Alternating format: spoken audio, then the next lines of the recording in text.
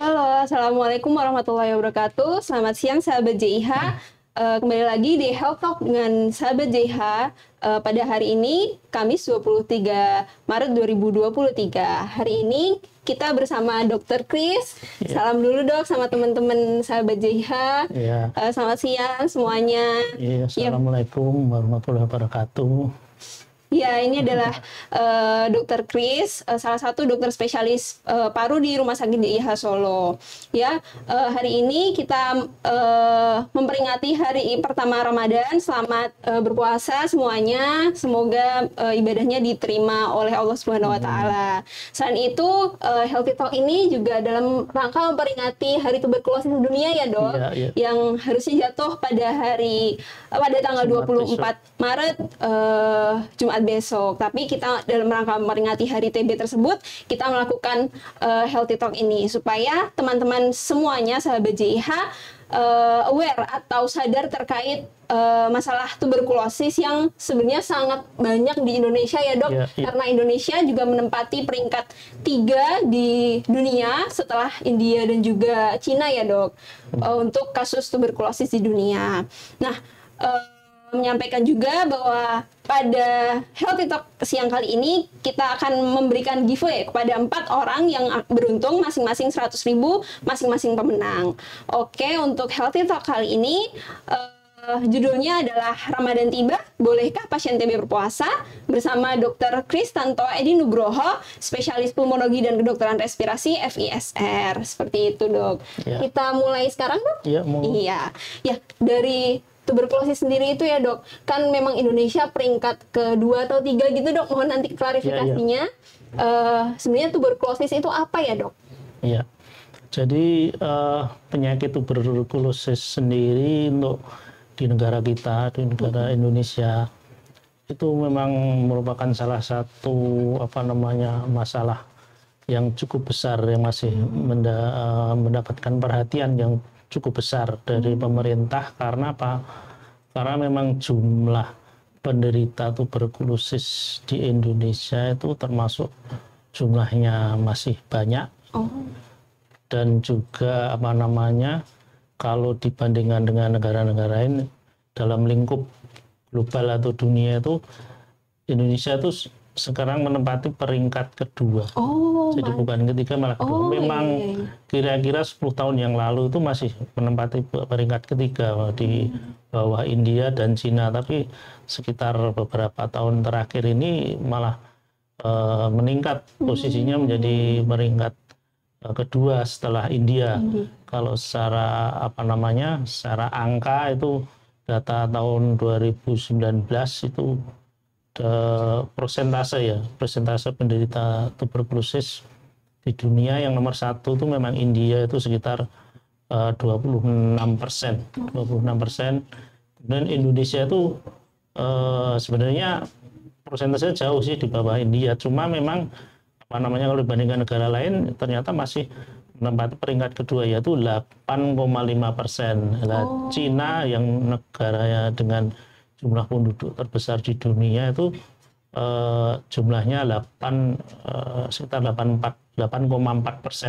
Artinya persentase dari keseluruhan jumlah seluruh dunia yang menderita TBC. Makanya Indonesia sekarang menempati peringkat kedua walaupun selisihnya hanya 0,1% dengan Cina. Nah, penyakit TBC sendiri adalah merupakan penyakit infeksi yang menyerang ke dalam tubuh manusia yang disebabkan oleh kuman bakteri yang namanya yaitu kuman Mycobacterium tuberculosis. Dan itu salah satu jenis dari bakteri di mana kalau masuk ke dalam tubuh manusia itu bisa mengenai hampir seluruh organ bisa terkena. Tapi memang yang paling banyak dan paling sering dan paling mudah terkena yaitu organ paru. Tapi sebenarnya sekarang pun sudah banyak yang terkena organ-organ yang lain, pasien-pasien yang terkena infeksi tuberkulosis ini yang mengenai organ yang lain, di antara yang bisa organ yang paling banyak setelah paru biasanya kelenjar getah bening, misalnya itu yang banyak yang sering di daerah leher sini, kemudian juga bisa organ misalnya di liver, bisa di ginjal, bisa di tulang belakang dan maupun bisa juga mengenai otak. Jadi hampir semua organ bisa terkena. Ya. Iya, ya jadi klarifikasi dari narasumber langsung tadi ya pemirsa, sahabat JIH, bahwa tuberkulosis di Indonesia ini peringkat kedua bahkan setelah India ya dok. Iya. Dan emang angkanya itu sangat tinggi dibandingkan negara-negara lain, apalagi di kawasan Asia Tenggara nih dok. Iya, jadi tuberkulosis tadi juga sangat menular disebabkan oleh suatu kuman yang namanya Mycobacterium tuberculosis. Berarti kan tadi selain bisa menyebabkan infeksi di paru dok, bisa juga menyebar ke organ lain dok. Jadi gejala-gejala apa saja yang kira-kira muncul dok terkait penyakit tuberkulosis ini dok? Iya, sebelum saya bicara soal gejala mungkin itu tadi kenapa penyakit tuberkulosis atau TB paru, kalau sekarang istilahnya TB, bukan TBC, tapi kalau di medis sekarang TB. Kalau paru ya TB paru. Jadi penyakit TB ini kenapa penderitanya masih banyak dan karena memang kuman TB ini sangat mudah menular dan penularannya itu sebenarnya hampir seperti penyakit menular yang lain yang yang menyerang saluran pernapasan seperti halnya penyakit COVID-19. Sama sebenarnya cara penularannya itu lewat udara, jadi lewat pernapasan, tapi kalau yang TB itu biasanya lewat namanya droplet infection. Jadi droplet waktu seseorang yang menderita TB paru dia batuk-batuk, maka kuman yang ada di dalam organ paru tersebut akan keluar bersama dengan percikan dahak sehingga akan terbang di udara sini. Nah, kalau ada orang lain yang kebetulan menghirup percikan dahak tadi yang mengandung kuman TB, dia akan menghirup masuk ke saluran napas, nah nanti bisa menyebabkan infeksi ke baik itu jaringan paru maupun organ yang lain.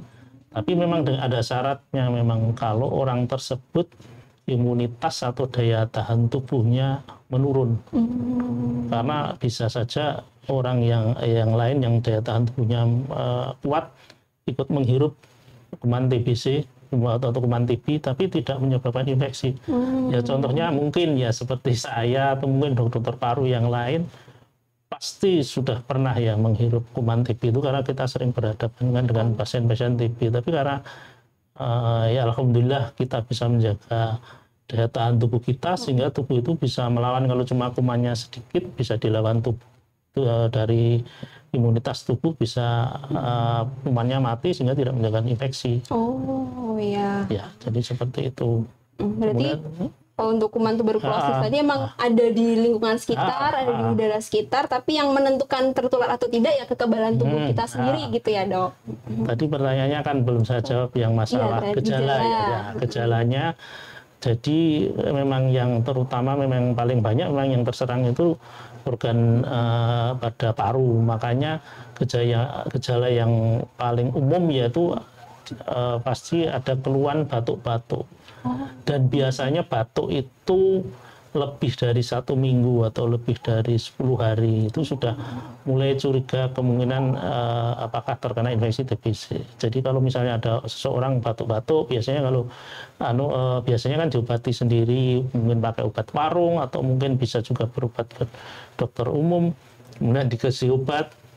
Biasanya obatnya kan obat-obat mungkin juga obat-obat anti batuk, anti flu, dan mungkin juga dikasih antibiotik yang tentunya antibiotik yang bukan untuk membunuh kuman TB. Nah, biasanya kalau misalnya dengan pemberian obat setelah 1 minggu kok belum ada perubahan atau perubahannya hanya sedikit, nah kita mulai curiga kemungkinan apakah terkena TB.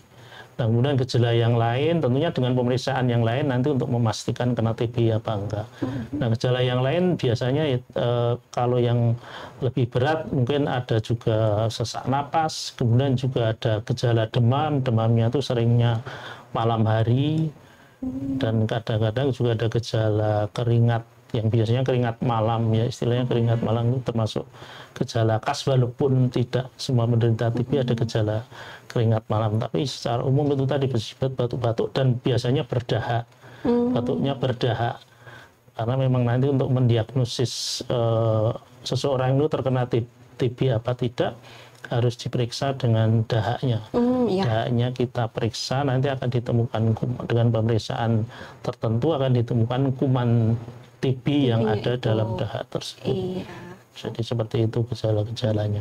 Oh iya, jadi kalau diringkas nih gejala-gejala TB itu ya batuknya cukup lama, kebanyakan berdahak ya dok, dan ada gejala-gejala di dalam tubuh lainnya seperti penurunan berat badan, terus adanya demam di malam hari, keringat dingin di malam hari, seperti itu. Kalau terkait ini dok, terkait komplikasinya, tadi kan batuk yang lama itu akan menjadikan komplikasi tertentu gitu tidak dok pada penderitanya? Ya bisa.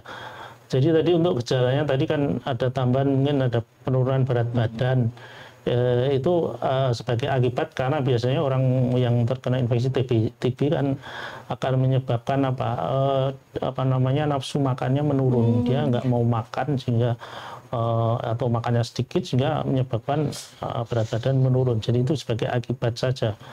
Kemudian kalau tadi pertanyaannya mengenai apa tadi? Komplikasinya ya. Nah itu biasanya memang kalau komplikasi itu kalau penderita TB tersebut sudah masuk ke derajat yang lebih berat ya. Sudah berat memang bisa komplikasi ya, diantaranya karena infeksi di paru, biasanya yang paling sering di paru itu kalau merusak jaringan paru sehingga menyebabkan biasanya kalau sudah berat bisa menyebabkan batuk darah. Jadi waktu batuk keluar darah. Kemudian juga karena kalau infeksinya luas di jaringan paru akan menyebabkan gejala sesak napas karena akan menyebabkan gangguan pada saluran napas mungkin bisa menjadi sempit karena ada peradangan atau infeksi pada jaringan tersebut sehingga juga menyebabkan sesak napas. Tapi sebenarnya ada yang ada keadaan-keadaan lain juga yang bisa memberat pada pasien yang terkena TB kalau itu tadi, kalau dari paru bisa menyebarkan ke organ-organ yang lain, misalnya sampai ke otak. Kalau yang otak itu sampai kadang-kadang sampai penderitanya ada gejala kejang-kejang atau mungkin sampai penurunan kesadaran, atau mungkin juga misal yang gejala di organ-organ yang lain menyesuaikan dengan organ yang terkena, misalnya sampai terkena misalnya di liver mungkin ada gejala mual-mual, atau di ginjal nanti akhirnya bisa menyebabkan gangguan waktu buang air kecil dan lain sebagainya. Oh iya. Ya. Jadi emang efek dari penyakit tuberkulosis ini tidak bisa digampangkan gitu ya, karena tuberkulosis sendiri bukan hanya menyerang di paru-parunya saja, bisa menyebar ke seluruh tubuh, bisa ke otak, ke ginjal dan sebagainya, yang komplikasinya itu bahkan lebih parah ya dok dari yang dibayangkan. Dan juga dibilang tuberkulosis itu the great imitator ya dok, jadi emang dia bisa gejala awalnya itu bukan hanya batuk-batuk saja, tapi bisa yang lain dok. Bagaimana itu dok? Ya sebenarnya kalau itu tadi, kalau yang diserang paru, maka lebih banyak gejalanya memang gejala-gejala saluran pernapasan yang istilahnya grid imitator itu memang ini seperti gejala-gejala penyakit yang lain. Jadi misalnya seperti gejala orang terkena flu biasa itu juga seperti itu. Atau mungkin infeksi saluran napas yang lain, misalnya faringitis atau bronkitis. Nah itu pneumonia, nah itu termasuk mungkin COVID, itu gejalanya memang hampir sama. Mirip. Tapi kalau yang terkena organ-organ yang lain memang akan berbeda. Gejalanya juga akan berbeda sesuai dengan organ yang terkena tersebut. Ya. Kalau tadi kan tuberkulosis itu kumannya sebenarnya ada di mana-mana, Dok, dan bisa ditularkan melalui udara. Nah, untuk mencegah kita bisa tertular itu bagaimana, Dok? Caranya? Ya sebenarnya untuk mencegah supaya tidak tertular hampir sama dengan kalau waktu kita pencegahan untuk penyakit COVID-19 hampir sama, karena memang cara penggunaannya hampir sama. Tapi yang memang harus diperhatikan di sini berdasarkan penelitian, memang untuk seorang penderita TB paru, ya khususnya yang diserang paru, positif dia terkena TB paru, itu mempunyai potensi untuk menularkan kepada orang di sekitarnya itu sebanyak 10 orang. Setiap satu orang itu bisa menyebabkan 10 orang di sekitarnya. Makanya itu yang menyebabkan sampai sekarang pun jumlah penderita TB khususnya di Indonesia itu masih jumlahnya cukup banyak, karena kebetulan memang biasanya penderita TB kan menyerang pada daerah-daerah wilayah yang padat, yang kemudian dengan sosial ekonomi yang rendah, karena memang itu tadi, karena yang terkena biasanya orang-orang dengan daya tahan tubuh yang rendah atau imunitas yang rendah, karena biasanya orang-orang dengan sosial ekonomi rendah itu kan mungkin dari sisi makanannya, gizinya kan kurang, jadi akhirnya dia biasanya daya tahan tubuh lebih rendah. Kemudian di sisi yang lain dia tinggal di wilayah yang padat, sehingga mudah tertular. Kalau salah satu orang terkena, mudah sekali akan menular karena orangnya di sekitarnya itu banyak sekali. Jadi kan ke 10 orang di sekitarnya ya, Dok. Ya itu. Itu yang. Jadi emang cara untuk mencegah penularannya harus meningkatkan kekebalan tubuh sendiri dengan cara makan yang baik mungkin gitu ya, Dok. Tadi untuk proteksinya memang itu tadi supaya tidak tertular. Makanya kalau misalnya paling umum kalau kita tahu misalnya ada seseorang yang menderita batuk-batuk, ya kita harus waspada, kalau bisa menjaga jarak. Kalau perlu juga kita menyarankan orang yang batuk tersebut supaya pakai masker. Termasuk kita sendiri juga mungkin kalau memang tahu ada temannya yang lagi batuk-batuk, kita sendiri pakai masker. Jadi pencegahannya tentunya seperti itu supaya tidak tertular ya. Kemudian yang lainnya tentunya itu tadi, karena memang tadi yang terkena itu orang-orang dengan daya tahan tubuh yang rendah, kita harus memperbaiki tentang kesehatan kita sendiri dari sisi makanan, dari sisi istirahat kita harus cukup juga, tidur kita juga harus cukup, dan lain sebagainya. Jadi intinya seperti itu. Ya, untuk cara pencegahan sudah dijelaskan dengan Dr. Chris ya, Dok. Terkait pengobatan tuberkulosis ini kan katanya lama gitu ya, Dok. Bisa dijelaskan ke sahabat-sahabat JIH supaya tahu bagaimana sebenarnya pasien TB itu harus meminum obat setiap hari gitu, Dok. Ya memang sampai saat ini dari hasil penelitian itu memang untuk pengobatan TB, baik itu TB paru, TB ekstra paru, ya ekstra paru itu yang di luar paru ya, itu memang obat yang harus diberikan. Yang pertama jumlahnya tidak hanya 1, tapi ada 4 macam obat itu harus diberikan. Dan lama pengobatan itu selama minimal itu paling cepat itu 6 bulan. Dari 6 bulan itu biasanya yang 2 bulan itu yang diberikan 4 macam obat. Kemudian nanti setelah bulan ketiga, masuk bulan ketiga sampai bulan ke-6, nanti pakai obatnya dikurangi hanya tinggal 2 macam atau 2 jenis. Tapi sebenarnya nanti bisa lebih dari 6 bulan tergantung situasinya. Biasanya kan kita evaluasi setelah 6 bulan, ternyata belum perbaikan, dan biasanya juga akan kita cek lagi apakah masih ada kumannya apa enggak dengan periksa dahaknya. Kalau memang masih, itu juga harus diperpanjang. Belum lagi sekarang ada permasalahan karena sekarang ada beberapa penderita TB yang dengan apa namanya resisten atau kebal terhadap obat TB yang ada sekarang. Nah, itu juga menjadi masalah. Kalau yang kasus seperti itu, maka perlu diberikan pengobatan yang khusus dengan obat-obat yang regimen atau jenis yang lain, yang itu juga memerlukan waktu lebih lama lagi. Nah, itu lebih sulit lagi pengobatannya. Jadi emang pengobatan tuberkulosis itu jenisnya banyak dan juga harus minimal dalam 6 bulan tadi dan perlu evaluasi lagi. Kalau misal ini kan sekarang sedang bulan Ramadan ya Dok.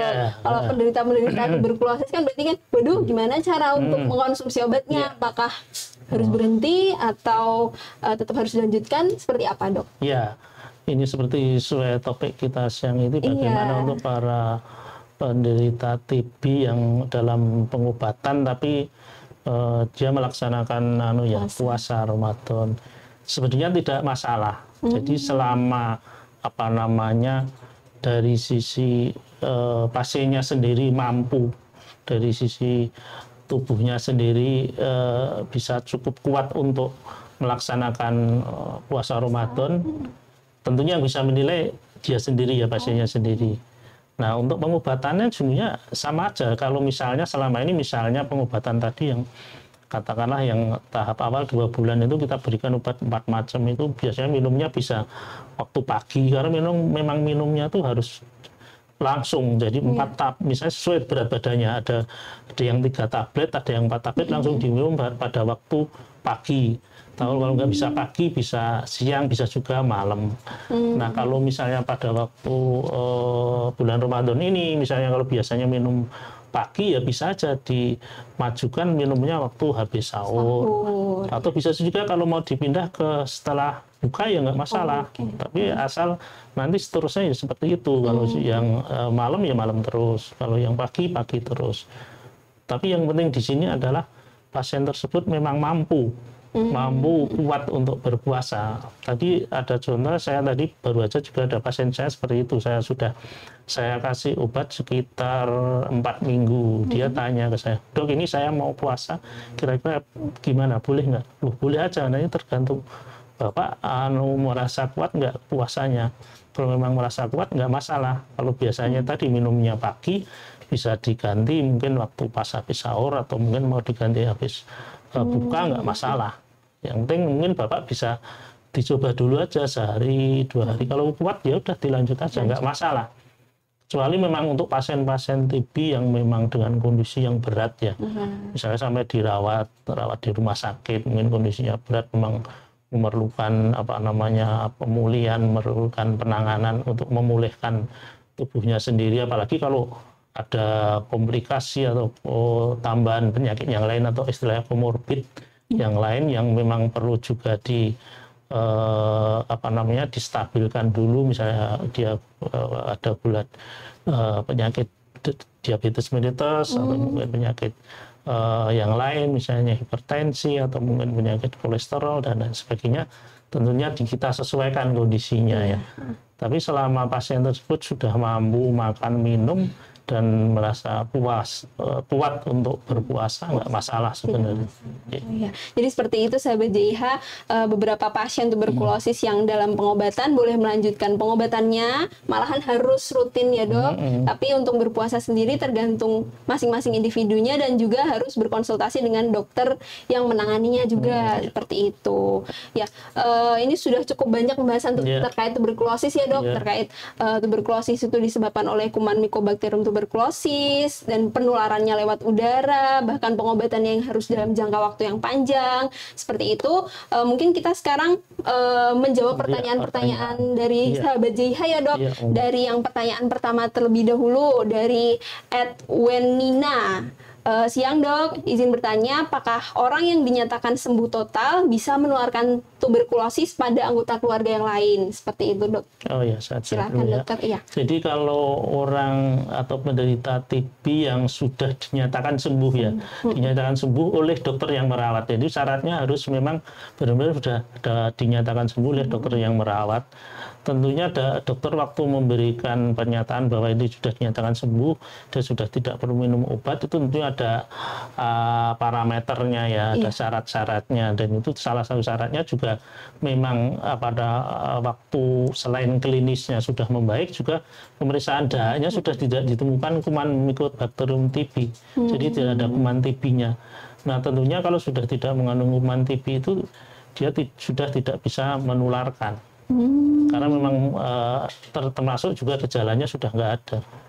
Kalau misalnya ya dia misalnya kuman TB-nya sudah di hasil pemeriksaan sudah negatif, tapi dia masih ada gejala batuk-batuk, apalagi produktif pada dahaknya, ya kemungkinan dia masih bisa menularkan walaupun hasil pemeriksaan negatif, karena mungkin bisa waktu pemeriksaan pemeriksaan kuman itu pun sesungguhnya kan kita mengatakan positif itu kan karena memang jumlah kumannya ditemukan minimal segitu. Tapi sesungguhnya bisa saja kalau jumlah kumannya relatif sedikit, tetapi waktu dites hasilnya bisa saja negatif karena jumlahnya di bawah dari batas itulah. Tapi waktu batuk-batuk itu bisa saja masih menularkan. Makanya syaratnya di sini adalah bila dokter yang merawat sudah dinyatakan sembuh, itu kemungkinan tidak akan bisa menyebabkan penularan lagi. Sembuh itu dalam arti kumannya negatif, juga gejala-gejalanya sudah tidak ada. Oke, cukup jelas ya teman-teman, sahabat JIH semua, terkait pertanyaan pertama tadi. Kalau memang sudah dinyatakan sembuh oleh dokter yang merawatnya, berarti kemungkinan untuk menularkan juga lebih sedikit ya dok, atau bahkan tidak ada seperti itu. Tapi emang harus benar-benar dinyatakan oleh dokter yang merawat. Untuk pertanyaan yang kedua dok, ini dari @rika_indrawati. Dok, mau bertanya, gimana sih dok jika ibu yang sedang mengandung diidentifikasi terkena TB, apakah janinnya juga ikut terkena? Ya dok, silakan dok. Kalau pertanyaan apakah janin bisa terkena, memang bisa aja bisa terkena. Makanya biasanya kalau misalnya seorang ibu yang sedang hamil kemudian ternyata menderita TB, maka juga diberikan pengobatan pencegahan supaya janinnya itu tidak terkena. Jadi itu salah satu cara supaya nanti kemudian janin itu tidak tertular dari ibunya. Seperti itu.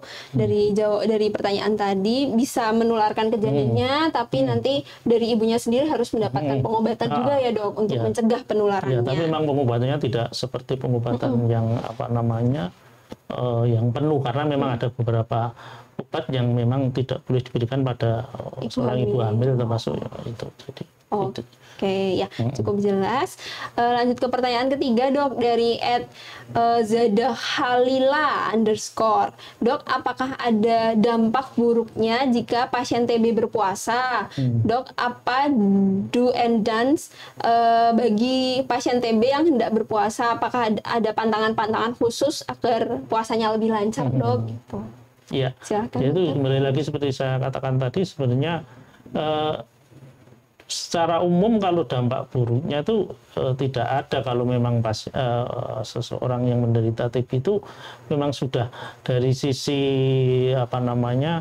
dari sisi pemulihan dari penyakitnya sudah baik, jadi sudah mampu, paling tidak makan minumnya sudah banyak, sudah normal. Itu kan yang penting kan ini menjaga supaya daya tahan tubuh tetap terjaga, sehingga selama pengobatan TB itu tetap obat yang kita berikan tetap efektif bisa melawan kuman-kuman TB yang ada di dalam tubuh. Tapi kalau misalnya kondisi tubuhnya sangat lemah, misalnya malnutrisi, kekurangan gizi, nah itu kan kemudian tujuan pengobatannya nggak akan tercapai, karena kalau dia masih dia juga puasa, nanti kan akan bertambah daya tahan tubuhnya kan tambah lemah, sehingga mungkin malah justru kuman TBC-nya itu bisa berkembang biak lagi, akan lebih berat lagi. Jadi memang tergantung dari kondisi pasien itu sendiri. Kemudian dan apa yang harus kita kerjakan kalau ya sebenarnya tentunya menjaga supaya itu tadi kondisi tubuh tetap bagus selama puasa itu. kalau ini tidak berpuasa ya, pertanyaan sebelum berpuasa ya tentunya menyiapkan diri tadi dalam kondisi tubuh tetap fit prima tadi, sebelumnya memang harus makan makanannya memang bergizi sehingga ya kita waktu mengevaluasi pengobatan TB itu ya, penderita TB itu salah satu evaluasi yang kita tanyakan biasanya berat badan. Kalau dia berat badannya naik selama pengobatan, jadi misalnya dia kontrol tiap 2 minggu atau 1 bulan, berarti dia respon pengobatannya bagus dan juga respon dari tubuhnya juga bagus. Jadi tentunya kalau kita mau mempersiapkan kalau mau berpuasa ya itu tadi tentunya kalau sebelumnya sudah mendapatkan pengobatan, kalau bisa itu tadi parameternya berat badannya naik, dan akan lebih bagus lagi kalau misalnya kita melakukan pemeriksaan misalnya kandungan proteinnya tinggi juga, itu juga HB-nya juga misalnya HB darahnya juga cukup normal. Nah itu sebagai parameter bahwa itu kita cukup atau kita siap untuk melakukan puasa. Nah, apakah ada pantangan khusus agar puasa lancar? Sebenarnya nggak ada kalau pantangan khusus. Tentunya biasanya ya kalau misalnya orang yang penderita TB paru itu kan gejalanya kan batuk-batuk. Ya kita biasanya memberikan saran kepada pasien-pasien tersebut supaya jangan makan makanan yang menyebabkan batuk-batuk itu aja. Dan misalnya yang goreng-gorengan atau yang berminyak-minyak atau yang dingin, itu padahal kan waktu berbuka puasa pengennya kan makan gorengan ya Dok, tapi kalau bisa ya boleh asal tapi juga terlalu banyak gitu ya. Oke, cukup jelas tadi jawaban dari pertanyaan dari Mbak Zada Khalila. Sekarang kita beranjak ke pertanyaan selanjutnya dari @sriwidianti 2212. Dok, mitos atau fakta kalau TB itu faktor keturunan, bagaimana ya Dok? Iya jelas tadi kan sudah saya sampaikan bahwa penyakit tuberkulosis itu adalah penyakit yang menular. Iya. Jadi nggak ada faktor keturunan, itu tidak ada. Jadi memang menularkannya lewat itu tadi, lewat udara. Jadi tidak lewat genetik. Kalau keturunan itu kan lewat genetik. Nah itu nggak ada. Secara penelitian dari teori juga nggak ada. Iya. Jadi, itu mitos itu ya.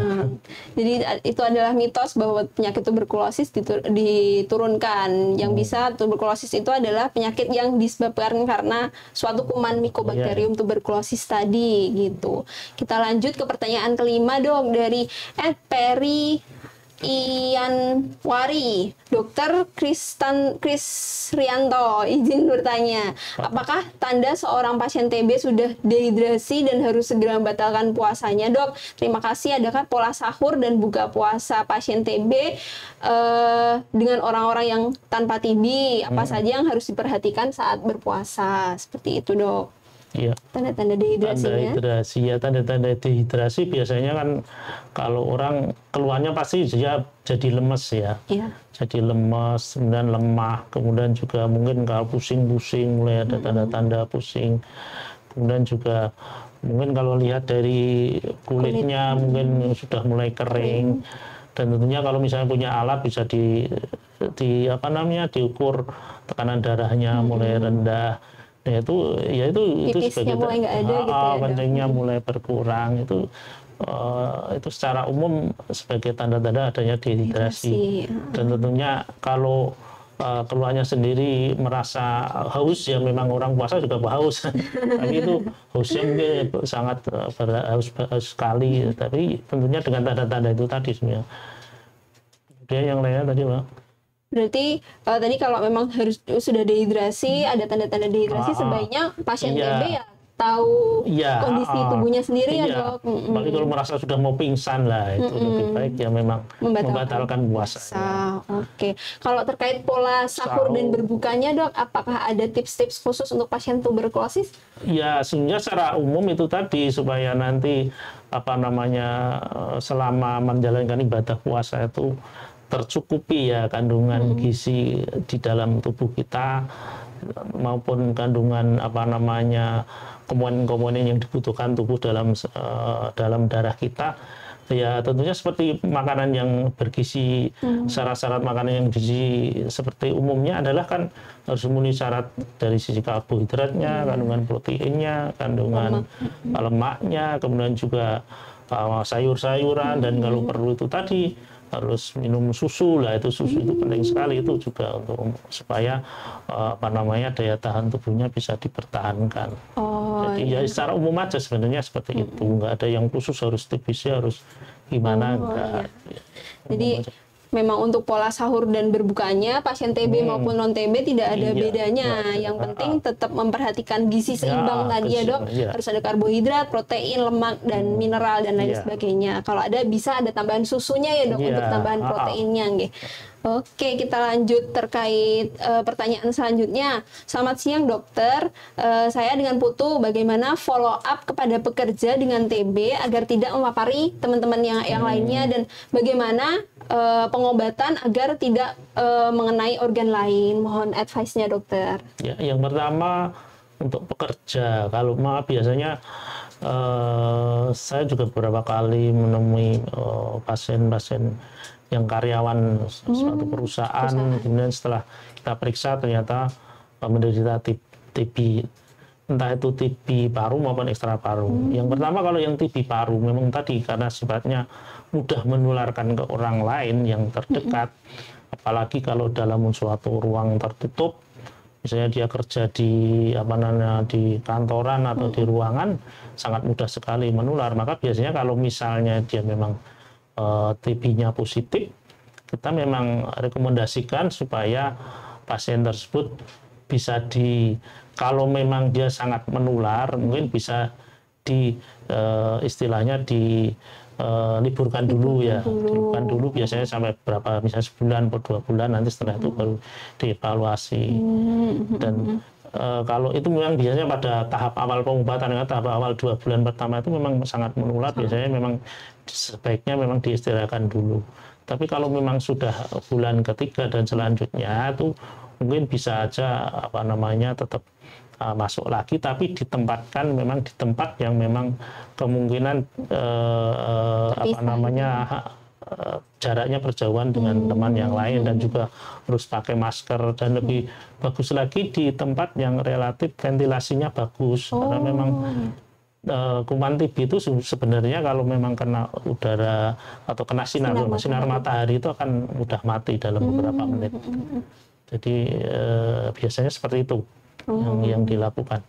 Iya, jadi emang kuman tuberkulosis tadi bisa meninggal, bisa mati dengan sinar matahari ya dok. Jadi emang tadi untuk mengurangi penularan juga harus ventilasinya bagus, pencahayaan ruangan juga bagus gitu. Jadi untuk karyawan-karyawan yang misal ada teman-temannya yang mengalami tuberkulosis, sebaiknya dijarakin dulu tempat kerjanya dan juga tetap menggunakan masker, dan temannya tadi ditempatkan di suatu ruangan yang memang ventilasi dan pencahayaannya bagus seperti itu. Kita lanjut lagi ya dok ke pertanyaan selanjutnya.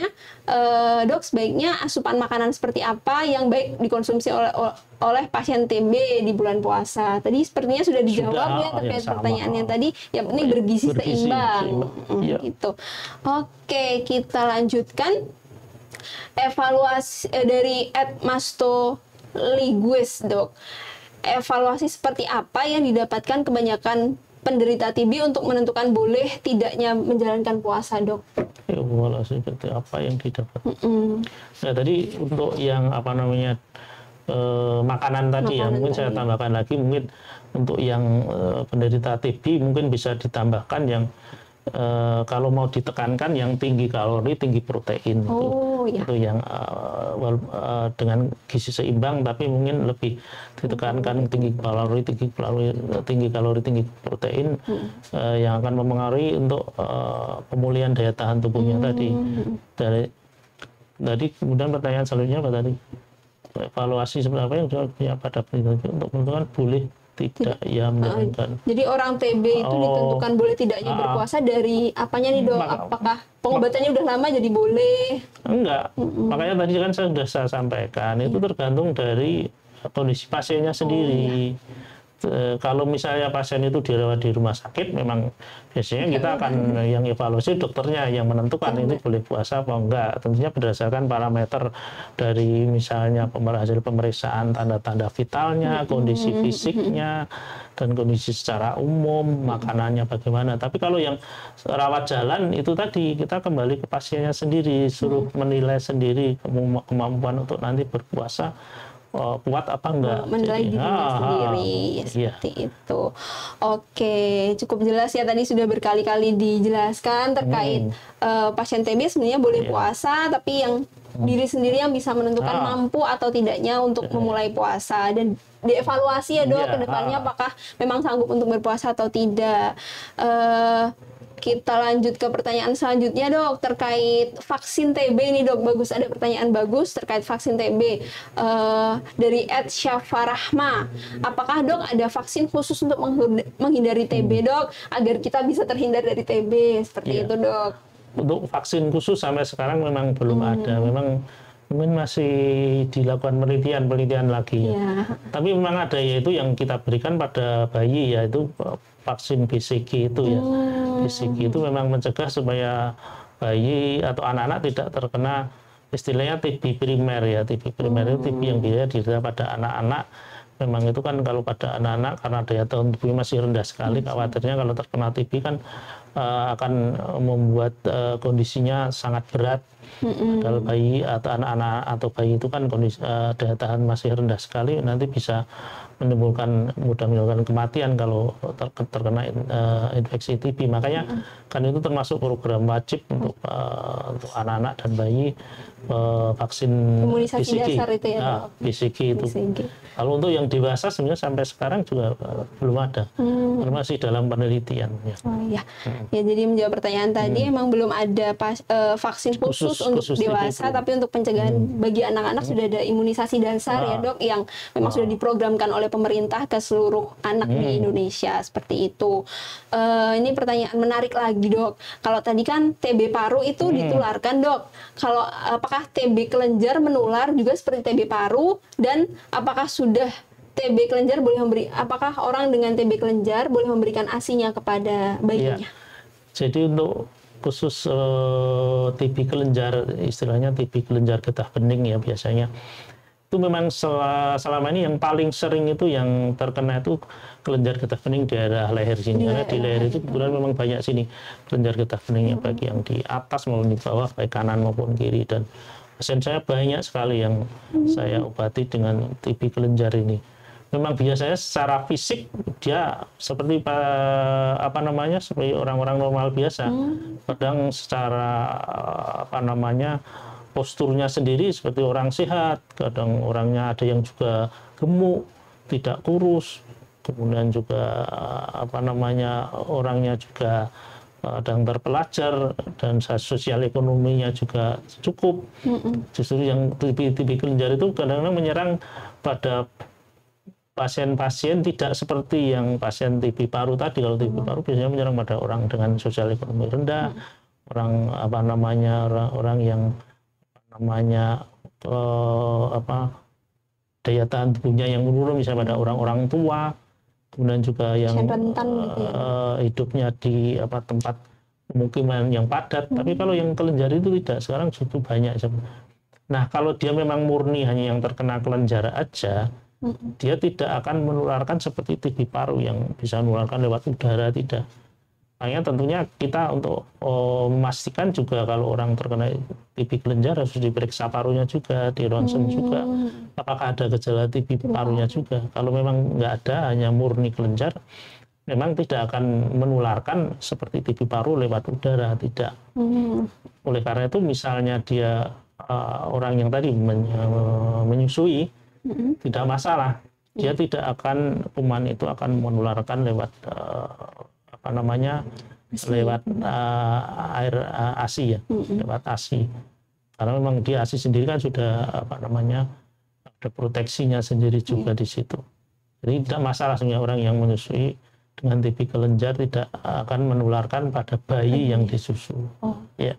Ya, cukup jelas dokter terkait pertanyaan tadi. Kita lanjutkan ke pertanyaan selanjutnya dok. dari Ed Cahari Karta, dok, apa saja faktor yang membuat TB itu menjadi komplikasi, dok? Apakah obat TB juga mempunyai efek samping? Gitu, dok. Yang pertama komplikasi, yang kedua efek samping. Iya. Yang namanya komplikasi itu kan suatu penyakit yang nanti akan jadi lebih berat karena dia menimbulkan keadaan atau gejala-gejala atau penyakit-penyakit yang lain akibat dari penyakit yang awalnya itu. Nah, kalau masalah komplikasi itu tadi faktor apa saja yang membuat TB itu menjadi komplikasi. Kalau dia menimbulkan komplikasi, tentunya kalau penyakit TB-nya tersebut berat ya. Kalau dalam derajat berat, dia bisa menimbulkan komplikasi yang lain. Ya tadi ya saya sampaikan bisa yang paling sering itu mungkin batuk darah, kemudian komplikasi yang lain misalnya itu tadi gagal napas sampai pasien tidak bisa bernapas atau kesulitan bernapas sehingga harus dibantu dengan mesin pernapasan. Kemudian juga karena yang diserang itu terutama saluran napas, tentunya komplikasinya yang kaitannya dengan pernapasan. Yang paling berat ya gagal napas itu tadi. Terus yang lainnya tadi batuk darah. Tentunya komplikasi yang lain bisa saja mengenai organ yang lain yang dekat paru, misalnya gangguan di jantungnya bisa saja jantungnya terganggu, misalnya untuk dari denyut jantungnya bisa jadi cepat, atau mungkin pada akhirnya kalau waktunya dalam waktu lama, infeksinya sudah lama, bisa saja yang namanya penyakit jantung yang terjadi akibat penyakit paru yang namanya pulmonum chronicum itu kan bisa juga itu salah satu komplikasi, bisa juga dari TB. Jadi penyakit jantung akibat penyakit paru yang lama. Kemudian efek samping, nah ini efek samping itu memang banyak sebenarnya, beberapa, dan itu memang tiap orang beda-beda. Jadi dari obat TB itu kan 4 macam itu memang masing-masing mempunyai efek samping yang bisa berbeda-beda. Memang sebenarnya kalau kita bahas mungkin perlu waktu lama ya masing-masing misalnya kalau 4 macam obat itu satu-satu. Tapi secara umum jadi yang sering terjadi efek samping minum obat itu, yang sering itu misalnya mual-mual yang paling ringan. Makanya biasanya kalau misalnya hanya mual-mual aja kita kasih obat mual, anti mual selama dia tidak muntah. Nah, dia berarti obat itu tetap harus diminum terus. Tapi kalau sampai dia muntah-muntah, berarti dia memang nggak tahan sama obat itu, maka obat TB-nya harus dihentikan. Nanti kita akan kurangi dari 4 macam itu, sementara kan kita kurangi obat mana saja yang tidak menimbulkan mual-mual tetap diberikan. Kemudian efek samping yang lain, misalnya pusing-pusing itu juga bisa. Kalau hanya pusing-pusing dikasih obat anti pusing. Bisa juga yang lain seperti alergi, gatal-gatal. Juga ada beberapa yang pasien setelah minum obat itu jadi gatal-gatal. Berarti dia alergi. Nah, kita harus cari tentunya kalau alergi itu dari 4 itu yang menyebabkan alergi yang mana. Karena kemungkinan tidak semuanya. Makanya kalau misalnya ada alergi, akhirnya harus kita berikan obatnya satu-satu. Kita coba satu-satu yang menyebabkan alergi yang mana. Jadi nanti akan ketahuan. Yang paling sering seperti itu, yaitu yang paling sering untuk efek samping yaitu tadi hanya mual, muntah, kemudian pusing, gatal-gatal. Tapi kalau yang gatal-gatal itu kalau yang sampai berat bisa juga yang namanya kayak sindrom Stephen Johnson itu yang musuh sampai melupas itu kalau yang sudah berat itu. Iya, walaupun itu termasuk jarang juga. Jadi seperti itu. Efek samping mungkin terjadi di beberapa orang ya dok, tapi tidak semua orang. Dan efek samping salah satunya sepertinya ada kencing berdarah, kencing berwarna merah gitu ya dok. Nanti kan kadang orang-orang jadi takut ini sebenarnya berdarah atau tidak gitu dok. Itu sebenarnya itu bukan termasuk efek samping ya, itu memang efek dari obat yang kita berikan memang akan memberikan warna kencing jadi merah. Maka justru kita waktu memberikan pengobatan TB sebelum kita berikan kita sudah pesan mewanti-wanti atau memberikan penjelasan dulu bahwa nanti setelah minum obat ini sebenarnya itu dari 4 itu satu yang menyebabkan kencing merah, yaitu yang rifampicin. Nanti kalau kencingnya warna merah jangan kaget. Itu karena memang dari obatnya. Jadi kencing merah itu bukan berarti kencingnya berdarah gitu ya dok, tapi memang si obat si Ya, itu rifampicin hasil tadi. metabolit dari rifampicin itu menyebabkan warna merah waktu diproses di di ginjal gitu. Iya, tapi itu tidak apa-apa ya dok Tidak sebenarnya dok. apa-apa. Jadi kalau emang ada kencingnya berwarna merah, bukan efek samping, tapi malahan obat itu ya bekerja gitu ya. Jadi harus dilanjutkan, tidak perlu untuk dihentikan seperti itu. Tapi memang ada beberapa yang lainnya yang kemungkinan apa namanya organ-organ dari tubuh pasien tersebut tidak kuat dengan obat itu. Bisa juga misalnya yang sering itu misalnya livernya, kalau livernya tidak kuat, Hatinya ya dok. liver itu hati itu setelah minum obat itu menyebabkan tadi misalnya gejala juga mual-mual sampai muntah. Nanti setelah kita periksa darahnya dari fungsi hatinya ternyata ada nama gangguan dari hati ya. Kalau seperti itu sampai berat ya kita hentikan. Atau juga ginjal juga bisa ada salah satu jenis obat 4 macam itu yang menyebabkan biasanya etambutol kalau ginjalnya nggak kuat juga akan menyebabkan gangguan, dan itu bisa dilihat dari pemeriksaan darahnya nanti, pemeriksaan ureum, kreatinin mungkin meningkat. Nah itu juga harus kita hentikan.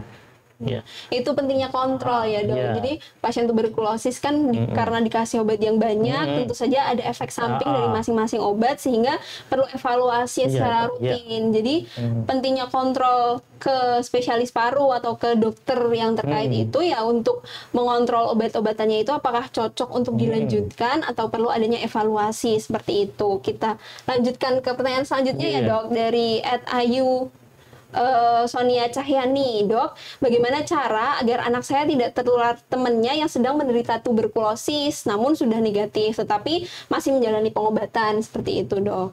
Ya, sebenarnya itu tadi kalau anak yang terkena itu namanya TB primer ya. Sebenarnya TB primer itu sebenarnya tidak akan menularkan. Jadi kalaupun seorang anak terkena TB itu dia pasti tertular dari orang yang lebih dari orang dewasa.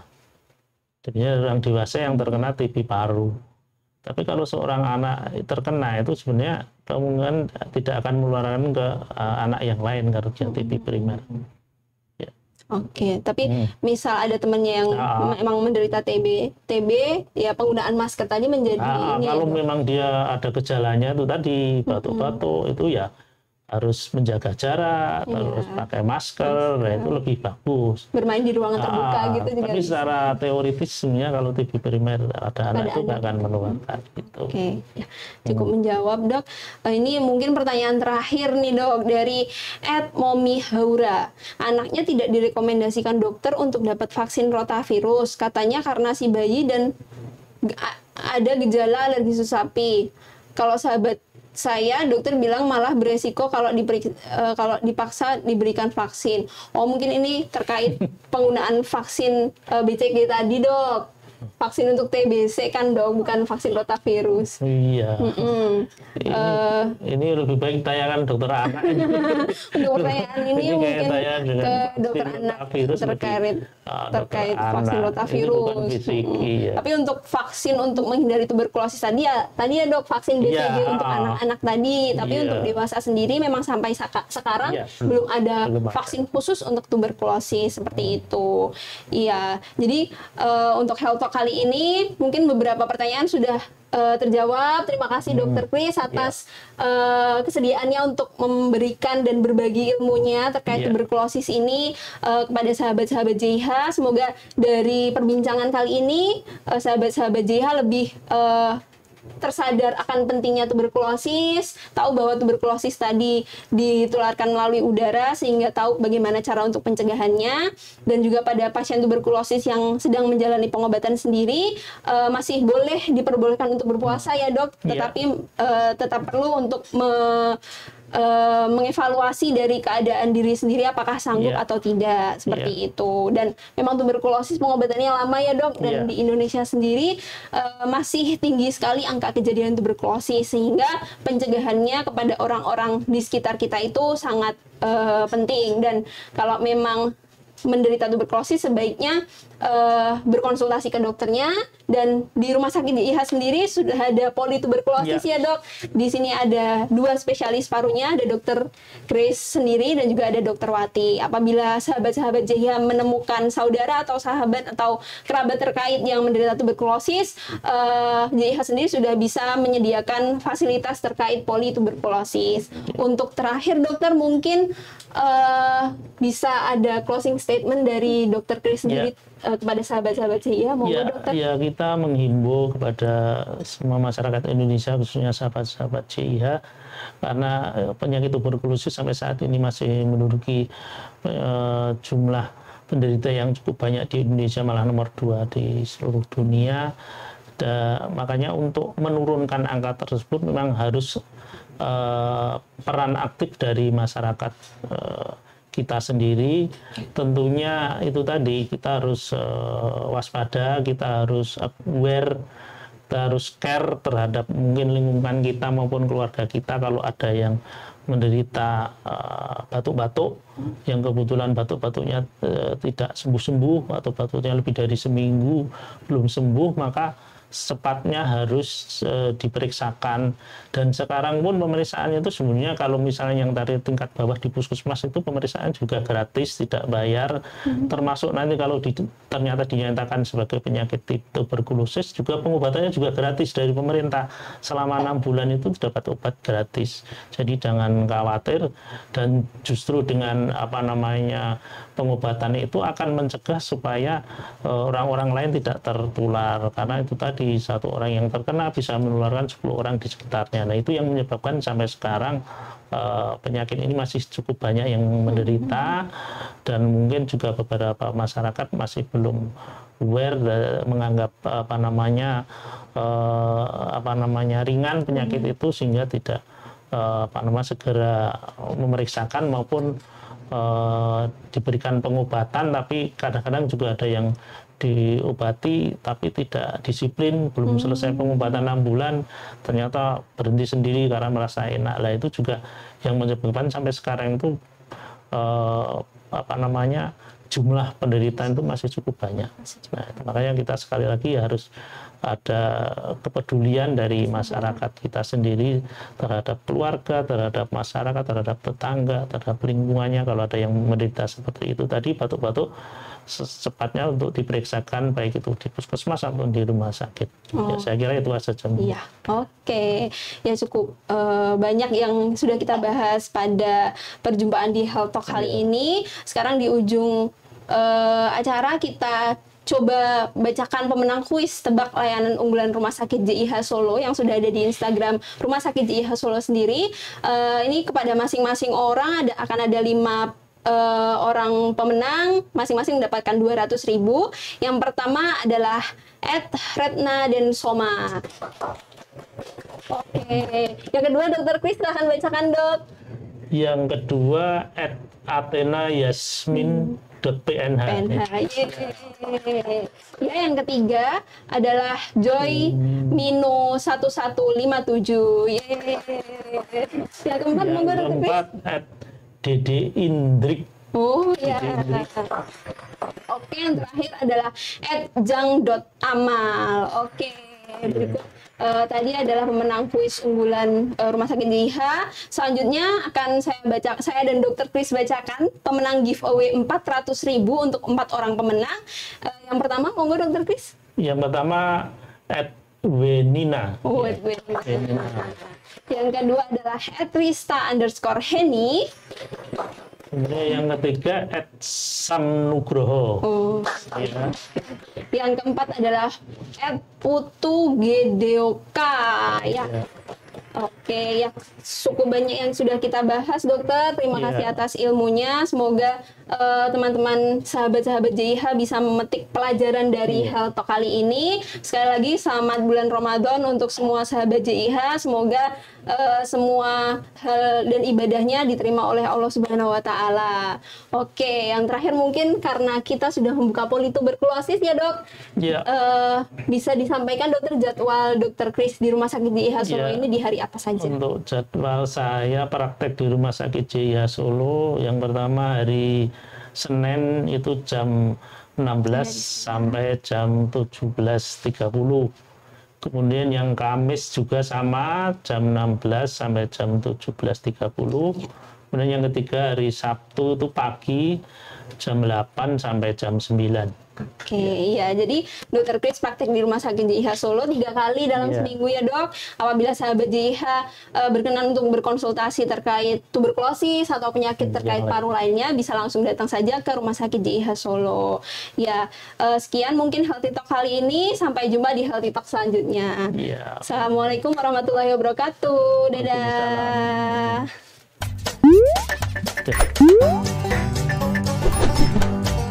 Waalaikumsalam.